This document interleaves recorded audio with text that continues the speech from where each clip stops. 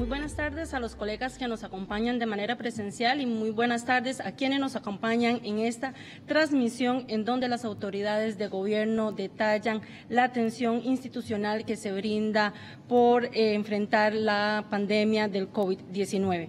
Nos acompaña esta tarde el ministro de Salud, el doctor Daniel Salas, la ministra de Comercio Exterior, la señora Diala Jiménez, la ministra de Trabajo y Seguridad Social, la señora Yanina Dinarte, y el presidente ejecutivo de la Caja Costarricense de Seguro Social, el doctor Román Macaya.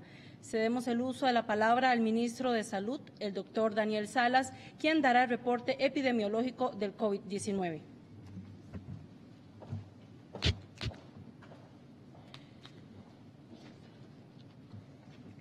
Muy buenas tardes a las compañeras y compañeros miembros de gobierno y a todos los que están siguiendo la transmisión el día de hoy.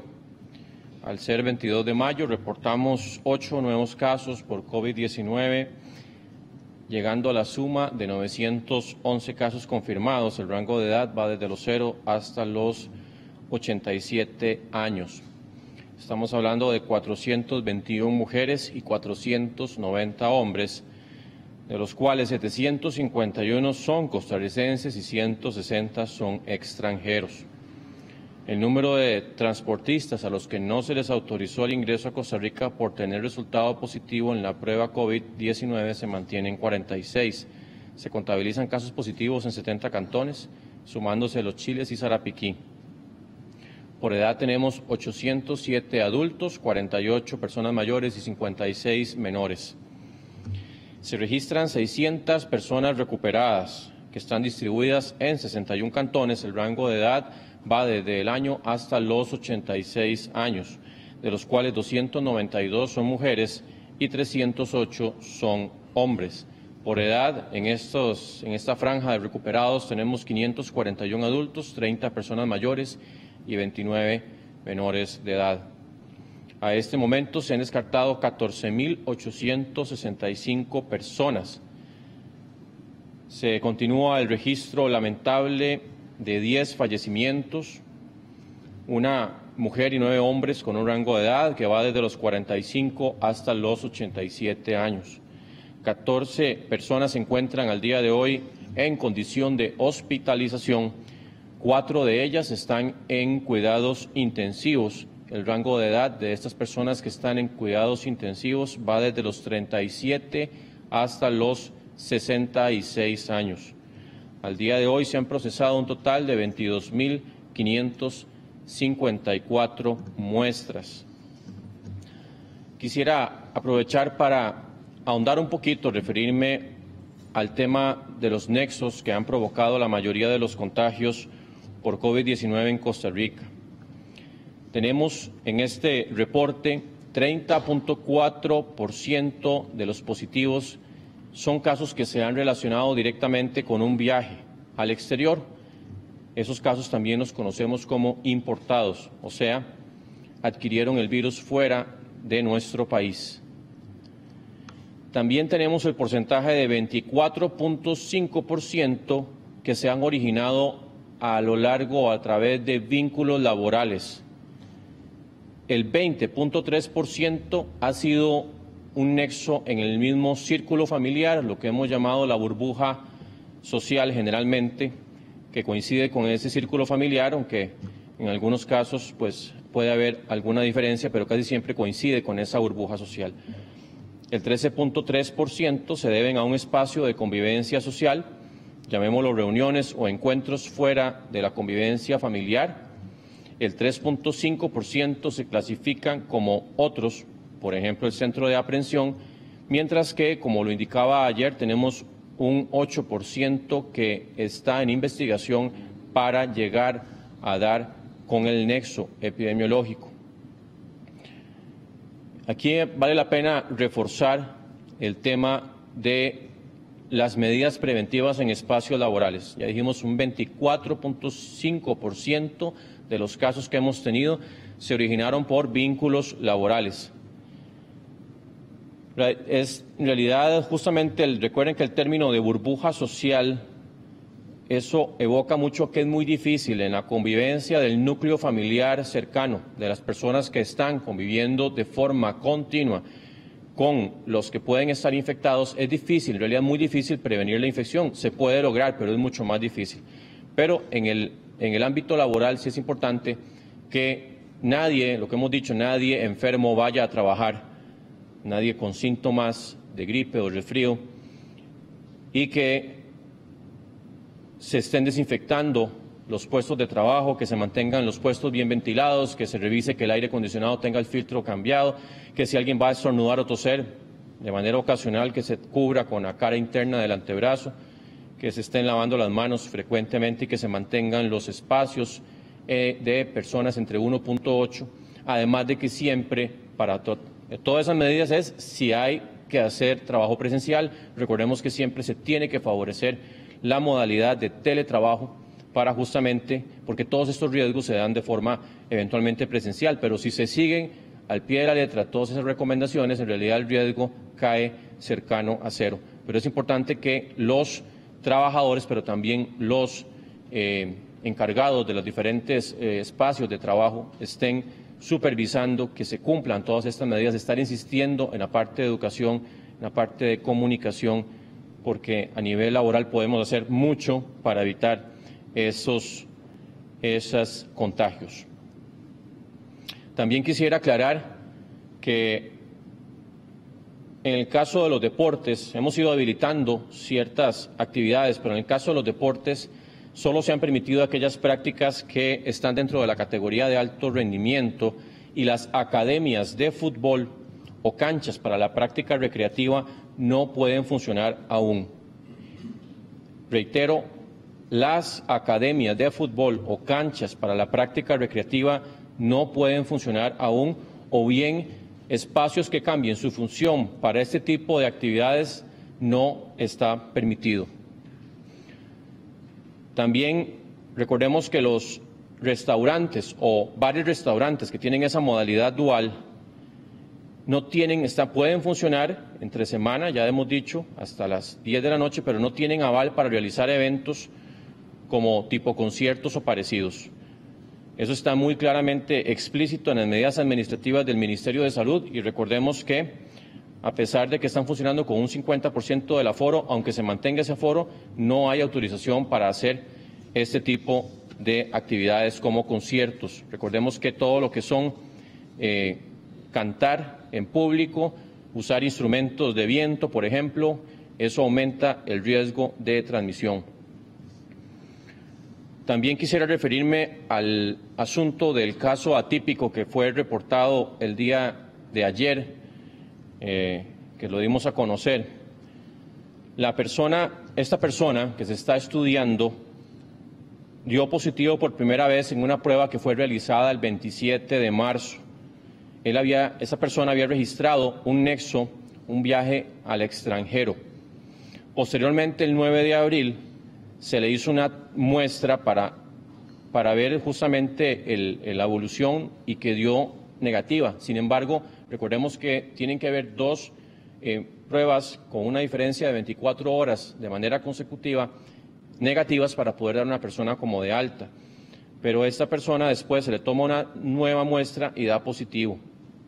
El 14 de abril se le realiza un nuevo muestreo y da negativo. 24 horas después vuelve a dar positivo. Entonces, ya llegando el 21 y 22 de abril, se le toman muestras, las dos resultan negativas, pero hay un dato importante, que esta persona nunca perdió, o más bien nunca recuperó la pérdida de olfato y del gusto. Esos fueron dos síntomas que se manifestaron desde el inicio del cuadro y que se han mantenido hasta el día de hoy. El 14 de mayo esta persona presenta fiebre y se le hace una prueba y sale positiva.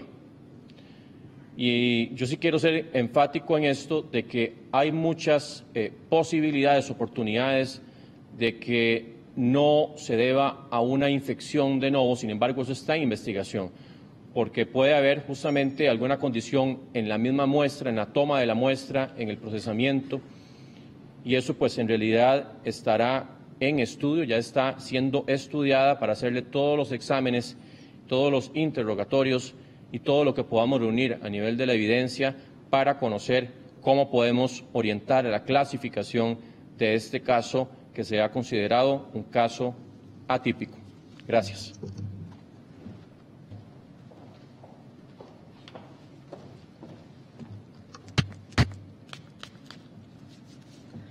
A continuación, escucharemos el informe de acciones de la Caja Costarricense de Seguro Social por parte del presidente ejecutivo, el doctor Román Macaya.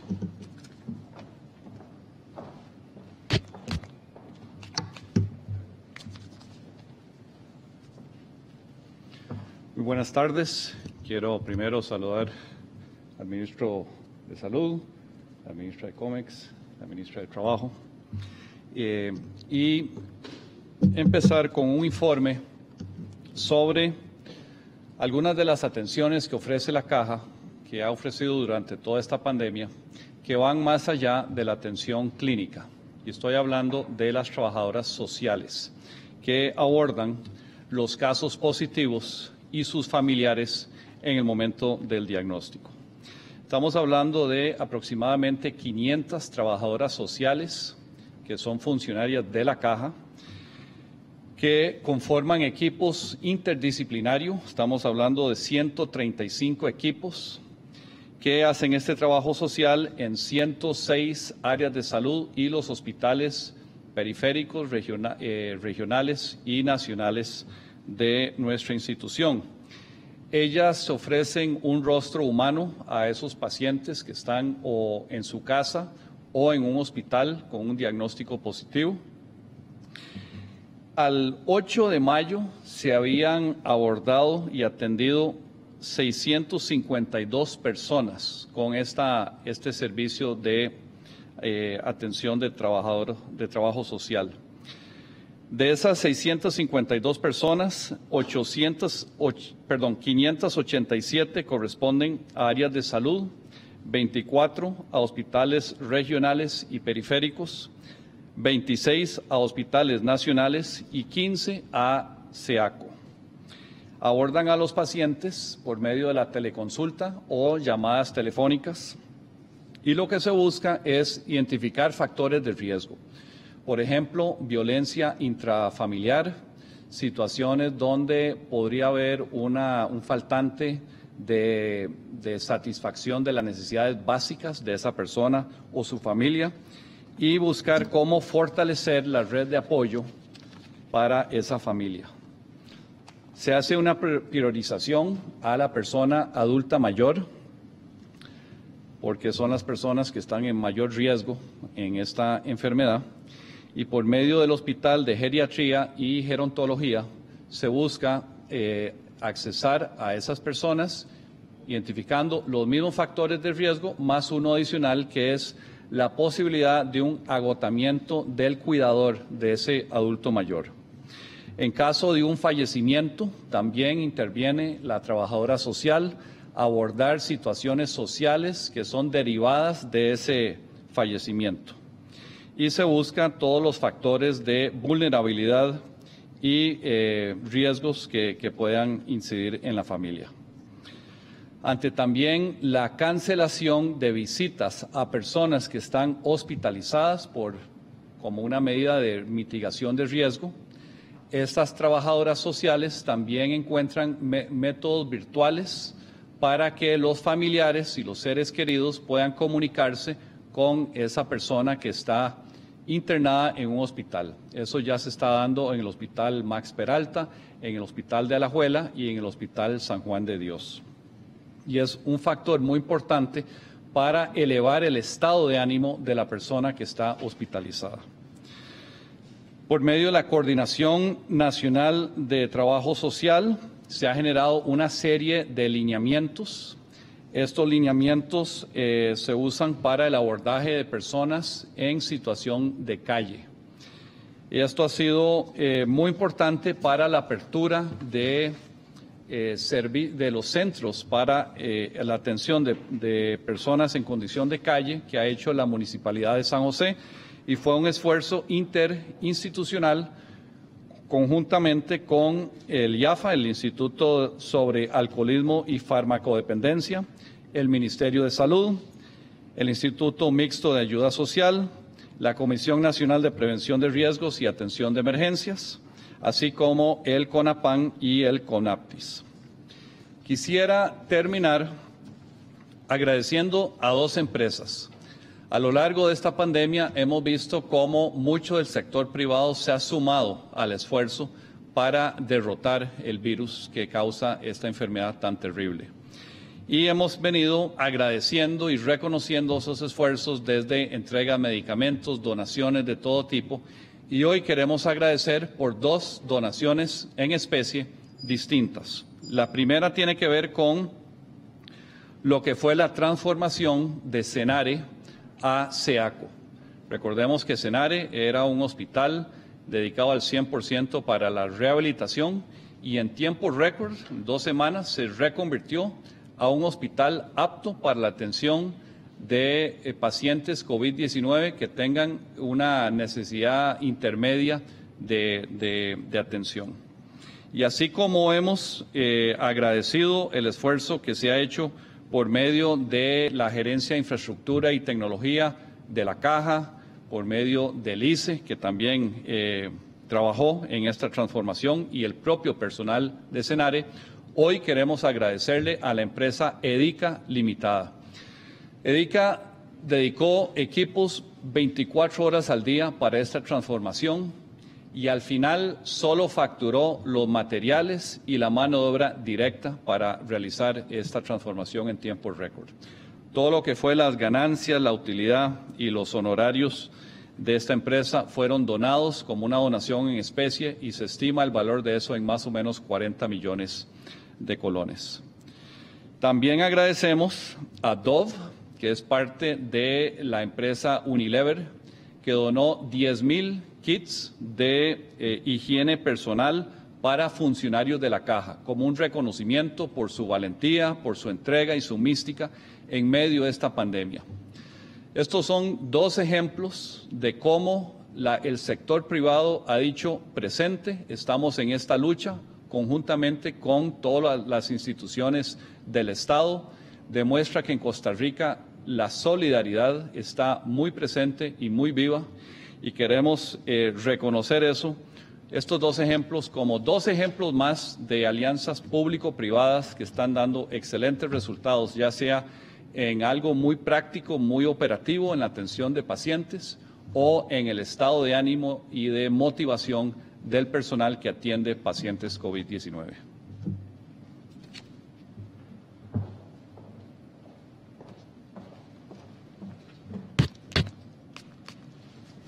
A continuación, la ministra de Comercio Exterior, la señora Diala Jiménez, detallará el estatus de la situación en las fronteras.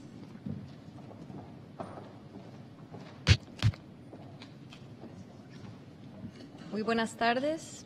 Saludo al ministro de Salud, a la ministra de Trabajo y Seguridad Social y al presidente ejecutivo de la Caja Costarricense de Seguro Social. Quisiera reiterar que las fronteras de Costa Rica permanecen abiertas, como han permanecido a lo largo de todo este tiempo. Si se pudieran proyectar ahora las imágenes de los puestos fronterizos, este es Paso Canoas en horas del día, hace algunas horas solamente, donde se muestra del lado costarricense la apertura de las funciones en ese puesto. Es un ejemplo de un puesto fronterizo abierto y la siguiente fotografía muestra Peñas Blancas del lado costarricense perfectamente habilitado para operar. Lo mismo ocurre con los puestos de Tablillas, Zigzaola y Zabalito, que han permanecido abiertos de manera permanente durante estos meses.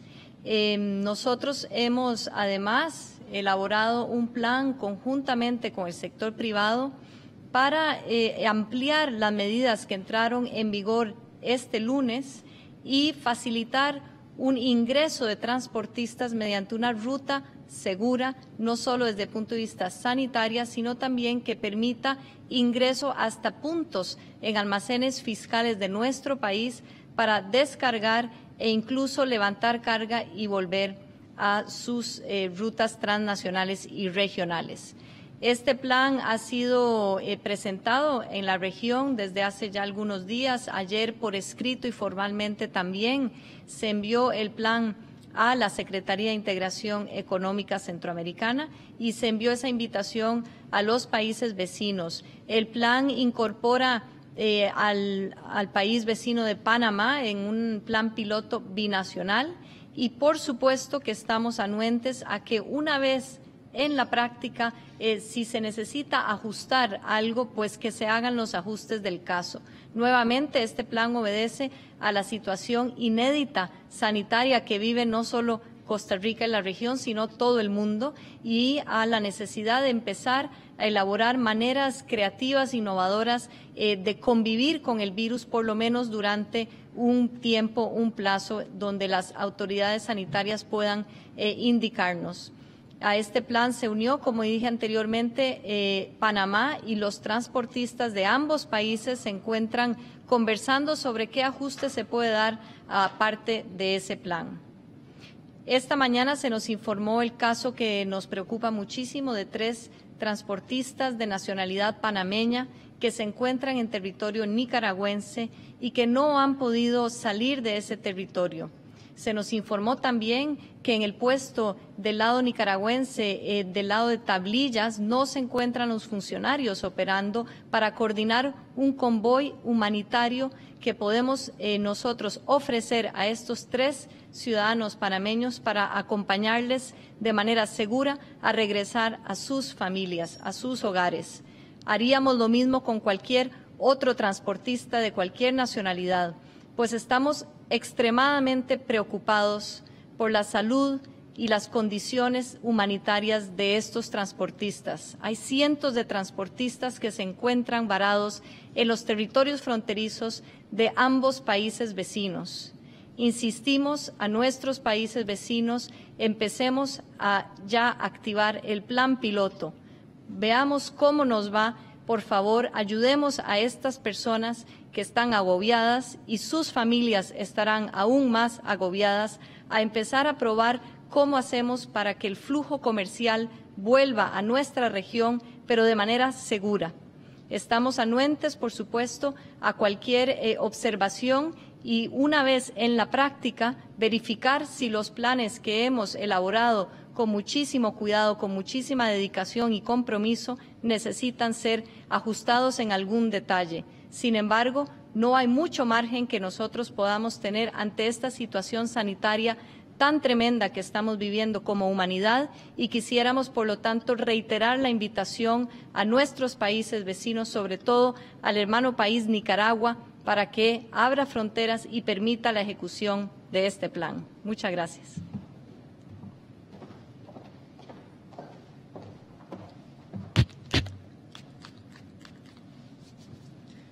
Cedemos el uso de la palabra a la ministra de Trabajo y Seguridad Social, la señora Yanina Dinarte, quien dará un estatus sobre los depósitos del bono Proteger.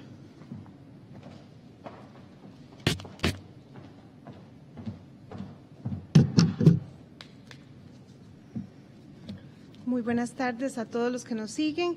Por supuesto, un saludo especial al ministro Salas, a la ministra Jiménez y al presidente ejecutivo de la Caja, don Ramón Macaya. Esta tarde queremos hacer una actualización sobre el nivel de avance con respecto al bono Proteger.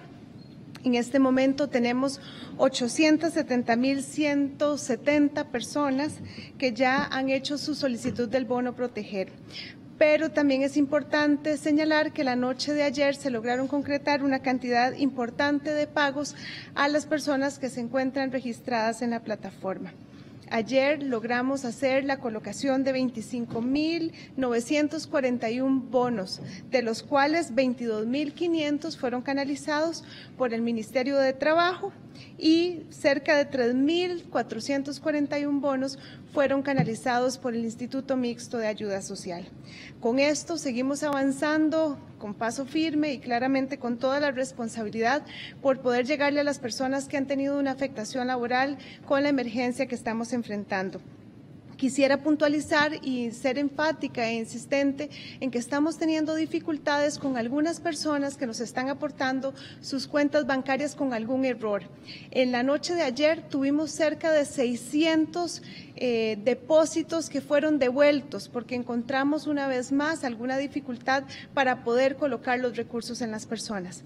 Como saben, ya teníamos cerca de 2,000 personas a las que no les ha llegado su bono proteger porque tenemos problemas con sus cuentas bancarias y la noche de ayer se sumaron estos otros 600 casos. Es importante que las personas que que ingresaron desde los primeros días puedan revisar en la página web del Ministerio de Trabajo, en la lista de beneficiarios que ahí se reporta, para poder identificar si su número de cédula está ahí planteado, y esto lo que nos estaría alertando es que tenemos un problema con su cuenta bancaria.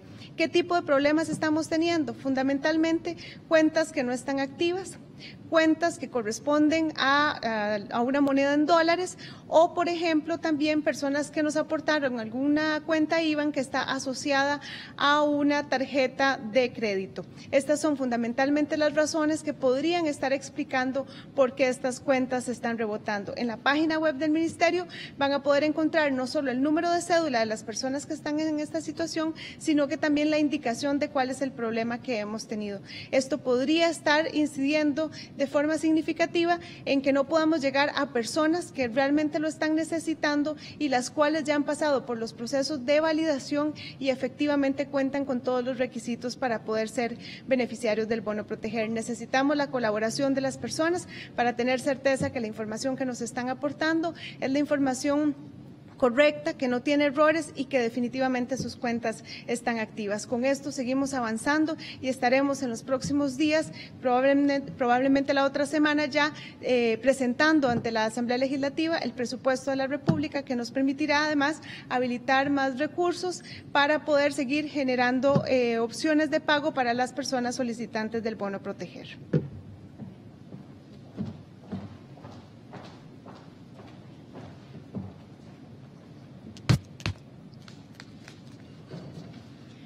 Iniciamos con el periodo de consultas. Iniciamos con Noticias Colombia, Alan Arroyo.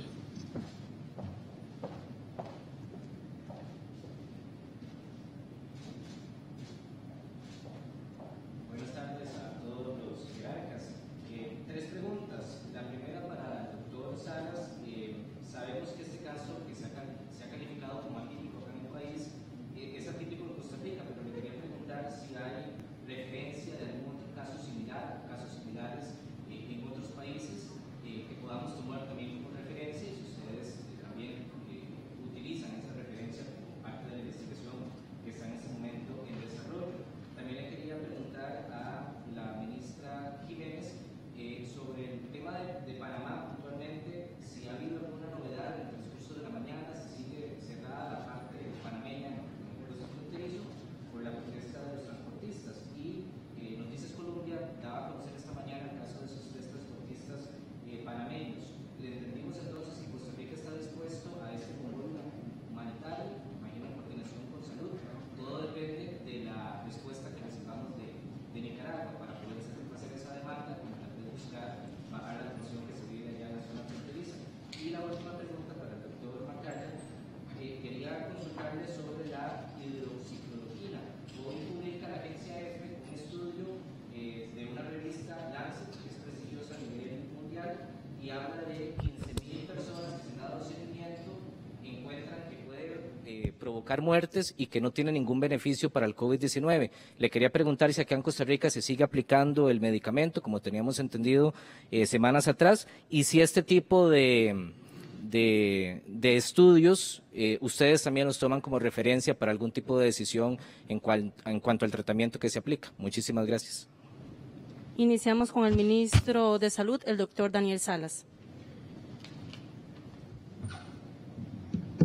Sí, bueno, con respecto al caso que está en estudio, el caso atípico, recordemos que justamente por esa situación de que pueden haber pruebas que salgan negativas sin eso indicar absolutamente que la persona ya también está en condición de no presencia del virus, no es la primera vez que ocurre. Obviamente, pues sí es un caso que se ha prolongado ya mucho tiempo y que después de que tuvo 2 pruebas negativas, sí pasó ya pues unas cuantas semanas para que otra vez se consigne como positivo. Sin embargo, a nivel mundial eso también se ha estado documentando. Lo que se ha pensado más es que es un asunto de la capacidad de la prueba o la técnica de toma eventualmente que puede ocurrir, pero que es en realidad difícil pensar en que haya una persona que del todo ya el virus no esté presente y que poquito tiempo después vuelva a infectarse. Sabemos que los virus en general confieren protecciones o inmunidad que duran por varios meses en su gran mayoría. El caso de los coronavirus también ha sido reportado, o sea, varios meses pueden conferir inmunidad. Las pruebas de inmunidad para este coronavirus específicamente en realidad todavía no son del todo concluyentes a nivel mundial, pero sí sabemos que hay muchos factores eventualmente que pueden incidir y por eso es que hemos sido cautelosos o cuidadosos de no decir que se trata de una reinfección, sino por eso está haciéndose estudiada a fondo la paciente para ver también todas las características que están rodeando, los exámenes complementarios que pueden obtenerse y obviamente también ver un poquito más sobre el asunto de la toma de las pruebas, cómo se hizo y quién fue, digamos, las personas que estuvieron participando en toda esta cadena. Lo que sí es claro es que pues tal vez el hecho de no tener un estudio de inmunología, o sea, que nos diga cuánto ha estado el comportamiento de los anticuerpos, es algo que es muy difícil ya porque no se hizo retrospectivamente, podríamos hacerlo de ahora en adelante, pero son estudios que obviamente no se efectúan para las personas porque sí sería mucho más costoso y difícil, pero eso sería el estudio en realidad más claro que podríamos eventualmente tener para entender todo el comportamiento del virus en ella. Continuamos con la ministra de Comercio Exterior, la señora Diala Jiménez. Gracias. Sí, a la pregunta de don Alan, 2 preguntas. En realidad, la primera es, los gobiernos primero se acercan y establecen un acuerdo, como en este caso Panamá y Costa Rica, y posteriormente el sector privado tiene que ponerse de acuerdo en la operatividad. ¿Por qué? Porque esto trastoca la manera en la cual durante décadas hemos venido funcionando en la región. Los transportistas están acostumbrados a dejar la carga directamente donde está el cliente y retirar carga, levantarla y regresar a sus destinos. En este contexto hemos establecido reglas que varían esa dinámica y por lo tanto los mismos transportistas están en estos momentos conversando entre ellos de manera siempre muy respetuosa y abierta en el contexto de este nuevo acuerdo y ampliación de medidas de Costa Rica. Yo guardo optimismo en que van a llegar a un acuerdo. Eso es del lado de Panamá. En cuanto a los 3 nacionales de Panamá que están en territorio nicaragüense, pues sí, nosotros ofrecemos ese convoy sanitario, estamos anuentes a realizarlo en coordinación entre las autoridades de salud y de seguridad pública. Por supuesto que en el momento en que se abra la frontera en Tablillas y también en Peñas Blancas, si hubiese necesidad de hacer otros convoyes sanitarios, rutas humanitarias seguras, con muchísimo gusto apoyaríamos en ese aspecto. Continuamos con el presidente ejecutivo de la Caja Costarricense de Seguro Social, el doctor Román Macaya.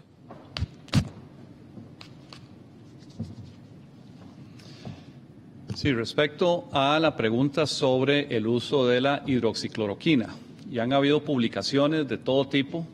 Algunas señalan que podrían haber algunos riesgos asociados al uso del medicamento, otros que es un medicamento bastante conocido. Pero quiero poner en contexto cómo es que se utiliza este medicamento en Costa Rica. Los estudios que se han publicado a nivel mundial, prácticamente todos son con pacientes hospitalizados. O sea, esos pacientes ya se complicaron. Y más aún si ya entraron a una unidad de cuidados intensivos. Cuando ya están en ese nivel de complicación, normalmente el abordaje clínico no es de combatir el virus, sino de las secuelas que ya desencadenó el virus.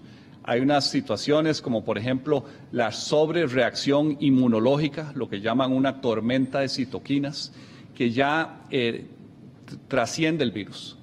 Para ese tipo de situaciones, tal vez ese medicamento no funciona. y todos los estudios están relacionados a ese tipo de escenarios clínicos. En Costa Rica, la estrategia es muy sencilla.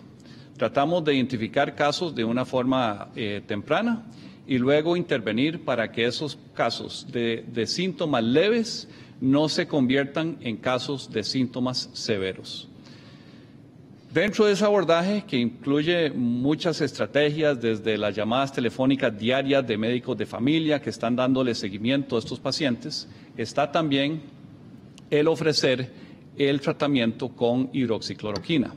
La hidroxicloroquina es un medicamento que se utiliza a nivel mundial para el control o la prevención de la malaria desde hace 65 años. En Costa Rica se usa más para otros tipos de enfermedades como lupus o artritis reumatoidea.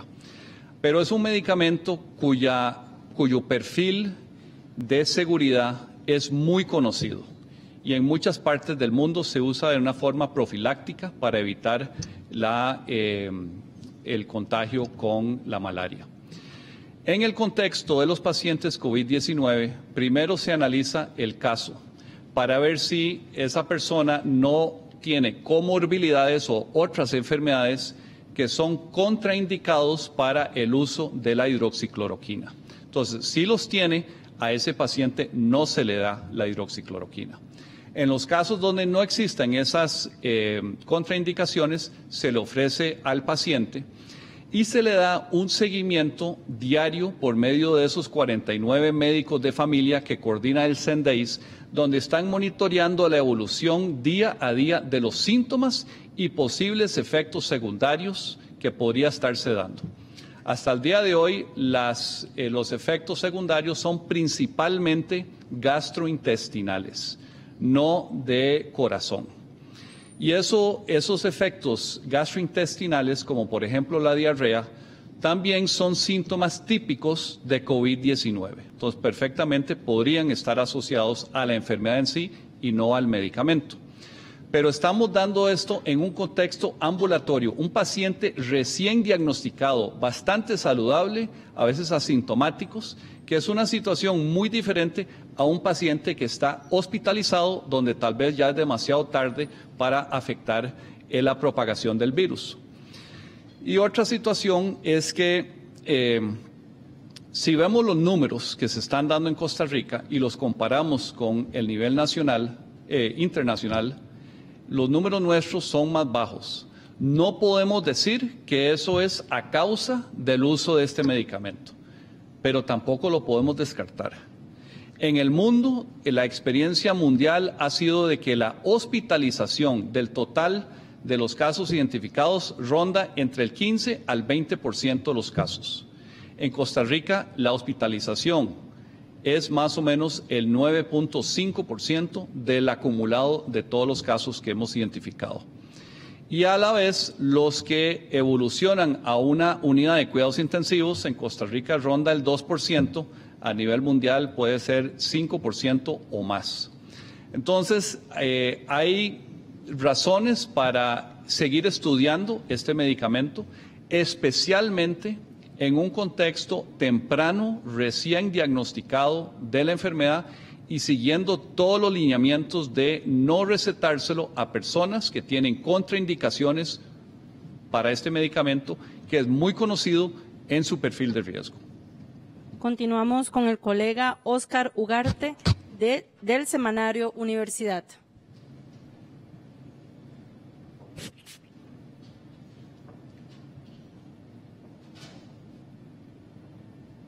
Muy buenas tardes para todos y todas. Dos consultas para el ministro de Salud, don Daniel Salas.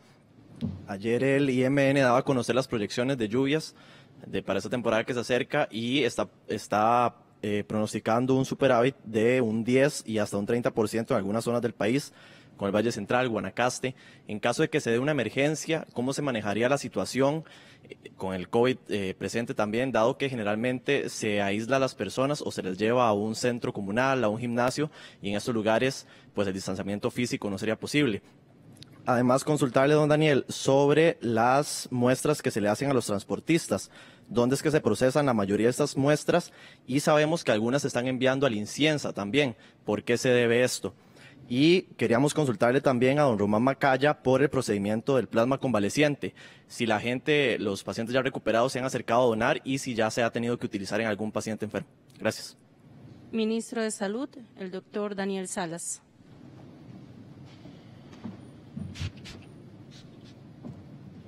Sí, con respecto a el asunto de el periodo de lluvias y que eventualmente tengamos algún evento que amerite movilizar personas hacia diferentes localidades como albergues, recordemos que todo ese manejo se hace primero que todo de la mano con la coordinación de la Comisión Nacional de Emergencias, quien ha estado también trabajando arduamente en medio de esta emergencia nacional por COVID-19, así que ya el asunto del manejo en diferentes poblaciones por el COVID-19 no es un tema ajeno a la Comisión Nacional de Emergencias, sino todo lo contrario. Ellos ya tienen toda la experiencia, la logística, la expertise que han ido desarrollando, trabajando mancomunadamente con los diferentes actores como la Caja Costarricense de Seguro Social, como obviamente el Ministerio de Salud, desde su ente rector, desde su entidad rectora, o bien las otras instituciones que han estado participando. Pues en su momento, si tuviéramos que hacer algún tipo de aislamiento o albergue de personas que son damnificadas, pues obviamente seguirá a tratar de movilizarlos en compartimentos hasta donde se pueda, en donde tendríamos personas con síntomas, personas sin síntomas, manejar las personas con factores de riesgo de forma estratificada y manejando todos los posibles flujos hasta donde lo permitan las condiciones. Con respecto a las pruebas de transportistas, bueno, recordemos que ya el protocolo actual indica que no se van a seguir haciendo pruebas a los transportistas que no sean nacionales, y cuando se estuvieron haciendo de forma más importante fue el Hospital San Juan de Dios el que estuvo procesando la mayoría de estas muestras. Pues en realidad hemos tratado de ir adaptando las condiciones en el manejo de las muestras dependiendo de cómo vayamos teniendo disponibilidad de las mismas y como también incluso se han ido ampliando hacia otras áreas. En este momento indico no estamos ya realizando pruebas, pero sí es cierto que en su momento el que manejó la mayor cantidad de pruebas de ese tipo fue el Hospital San Juan de Dios. Continuamos con el presidente ejecutivo de la Caja Costarricense de Seguro Social, el doctor Román Macaya.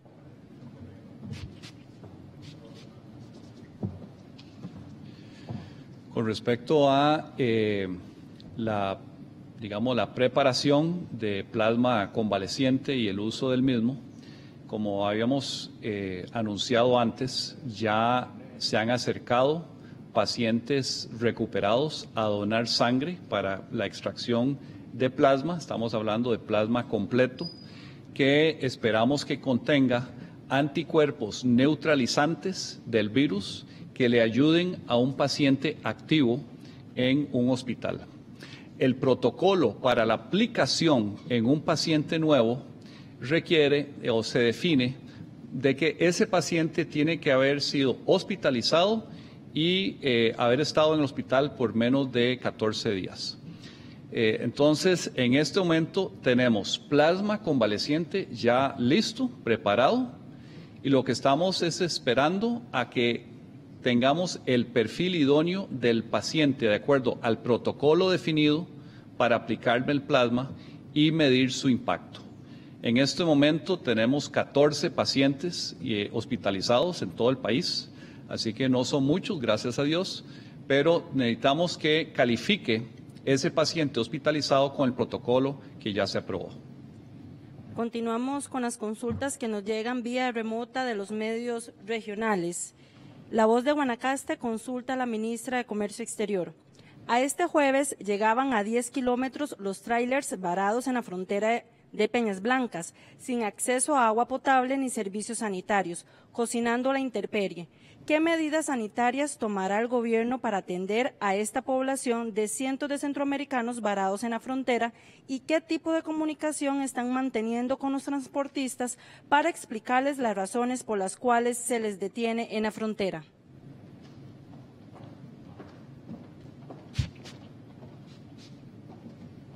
Sí, como manifesté anteriormente, estamos realmente preocupados por la situación sanitaria y humanitaria que están viviendo. Yo quiero ponerme en los pies de los conductores que están efectivamente varados desde hace días, desde el lunes, que se dictó una orden aparentemente por parte del gobierno de Nicaragua para cerrar la frontera.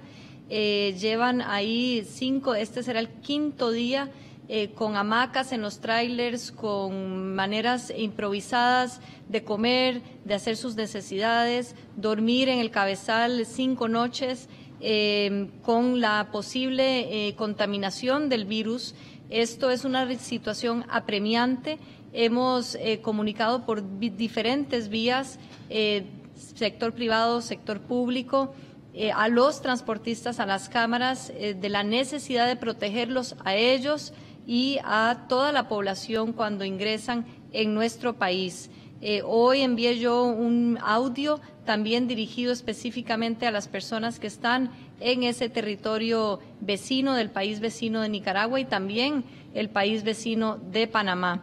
Estamos haciendo todo lo posible por transmitir esta información. Se encuentran el ministro Michael Soto, la viceministra de Agricultura y Ganadería, Ana Cristina Quiroz, el viceministro de Comercio Exterior, Duainer Salas, y la directora de Migración, Raquel Vargas, hoy en puesto fronterizo panameño del lado de Zixaola, transmitiendo también este mensaje a toda la población de transportistas que está del otro lado de la frontera. Las condiciones sanitarias en Tablillas, por ejemplo, del lado costarricense, se han aumentado, se han dispuesto desde el día de ayer lugares para que puedan retirar su basura y también hacer sus necesidades. Estamos trabajando con la Comisión Nacional de Emergencia desde el lunes para sanitizar las zonas y que esté muy bien resguardada nuestra población. Ya del lado del país vecino, pues no podemos nosotros incidir y por eso imploramos que se empiece a ejercer este plan piloto en la práctica para que las personas que están varadas puedan tener movimiento, puedan regresar también a sus casas después de realizar su trabajo de carga o descarga de mercancía. Así que estamos pensando en ellos día y noche, elaborando planes, ampliando las posibilidades. Muchas gracias. Por último, una consulta a la ministra de Trabajo, Yanina Dinarte, del periódico La Voz de la Pampa y el Sur. Consultan, ¿cuántos depósitos del bono proteger se tienen estipulados realizar por persona y para cuándo se hacen los siguientes?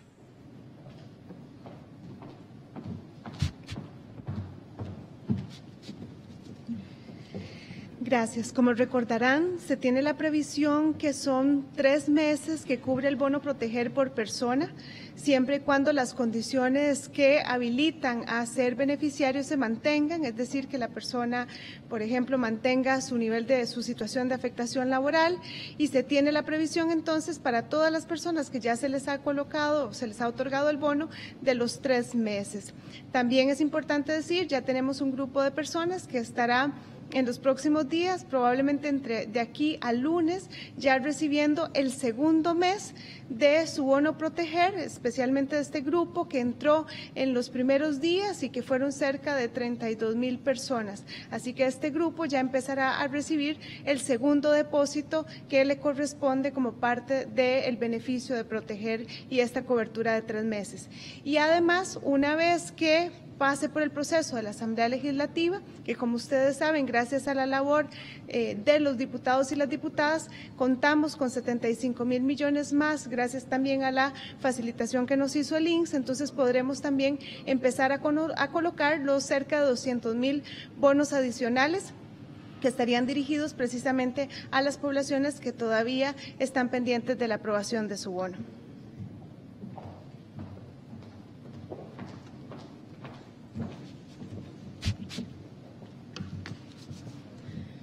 Damos por concluida esta conferencia de prensa. Agradecemos la participación del ministro de Salud, el doctor Daniel Salas, a la ministra de Comercio Exterior, la señora Diala Jiménez, a la ministra de Trabajo y Seguridad Social, la señora Yanina Dinarte, y el presidente ejecutivo de la Caja Costarricense de Seguro Social, el doctor Román Macaya. Los esperamos mañana con una nueva actualización al ser las 12:45 de la tarde. Que pasen muy buenas tardes.